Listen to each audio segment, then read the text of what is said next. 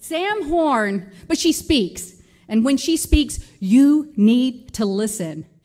This is a woman you can say, I think I want to do something different.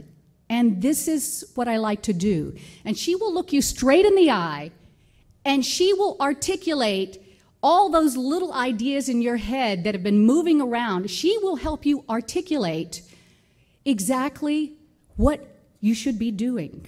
I mean, I call her the idea whisperer.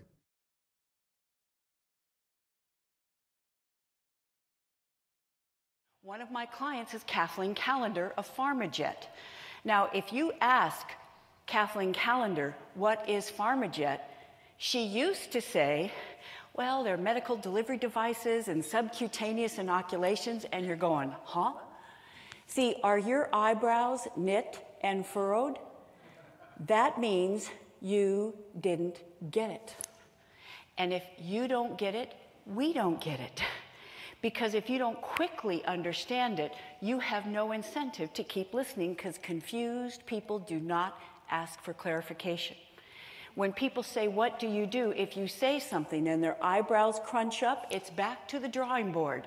Or as George Carlin said, what did we used to go back to before there were drawing boards? See, we want people's eyebrows up. Try it right now. If you would, go ahead and arch your eyebrows. Do you feel intrigued, curious, like you want to know more? That means we just got what we care about in your mental door. So here is the 60-second pitch that I helped Kathleen Callender come up with, because she had come to me upset. She said, Sam, I just found out I have 10 minutes to pitch a room full of investors at the Paley Center in New York. She said, you can't say anything in 10 minutes. She said, how am I supposed to explain our company, our clinical trials, our competitive edge, our financial projections, our exit? And I said, Kathleen, you don't have 10 minutes. There are 20 presenters that day. You are number 16. You're going at 2:30 in the afternoon. Those people at that point will be so preoccupied, so bored, you have 60 seconds to get their eyebrows up. And here's the 60-second opening that not only helped Kathleen Callender land millions of dollars of funding, it helped her be selected Business Week's most promising social entrepreneur of 2010.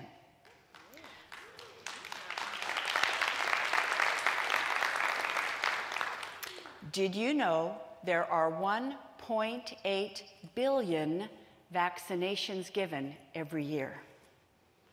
Did you know half of those are given with reused needles?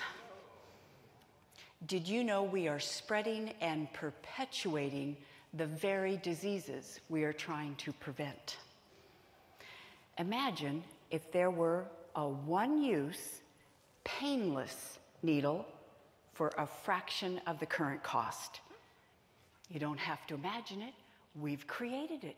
In fact, in this article, boom, are your eyebrows up? Yes. All right, idea number 2, over on the left. Please put the word explain. Please put the word explain. Andy Rooney, that crusty old curmudgeon that used to close out 60 Minutes, said, remember, you're more interested in what you have to say than anyone else is. Oh, say it ain't so. You know, we've spent months, we've spent years, maybe thousands of our own dollars investing in this project. You know, how can we get people interested in it? Not by explaining it. Because if we try and explain our idea, wah, wah, wah, wah, wah, wah, wah, wah, it is going to come across as infobesity. Over on the right, we don't explain, we give a dog on a tanker example. We give a dog on a tanker example. And now you're thinking, and what is a dog on a tanker example? Here's what it is. A couple years ago, Washington Post did a fantastic article that talked about a tanker that had caught fire 800 miles off the coast of Hawaii. Now, a cruise ship happened to be going by and were able to rescue the 11 people on board. And the captain gave a press conference when he got back to Hawaii, and he talked about how grateful he was to be rescued. All he can think about is his dog that had been left behind, abandoned on the tanker. That press conference went viral, and donations started pouring in from around the world. $5, $500, $5,000 donations. The U.S. Navy changed the exercise area of the Pacific Fleet to search 50,000 open miles of ocean. They found the tanker. They sent a C-130 to fly low to see if there's any signs of life. There's a brown and white blur racing up and down the deck of the tanker. The Coast Guard mounts a $250,000 rescue mission to get that dog. And they are able to successfully bring Get, the dog, back to Hawaii. Now, you may be thinking, and what does that have to do with the eyebrow test? What does that have to do with winning buy-in to what I care about in 60 seconds or less? Here's the question. Why did people from around the world mobilize to save one dog when there are thousands of people in our own cities and states and countries going without food, water, and shelter? It is because of something called the empathy telescope. And the empathy telescope says we can put ourselves in the shoes of one person.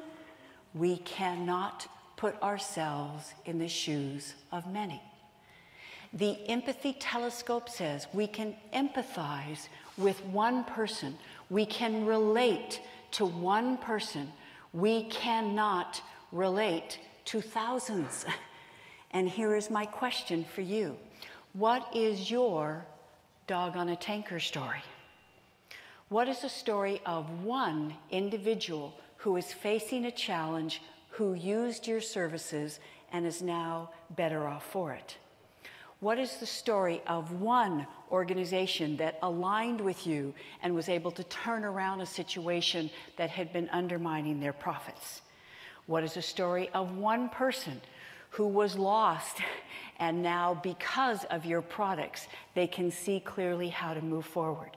Because it is when we tell the one story person that people can empathize, relate, remember, and that's when they want it.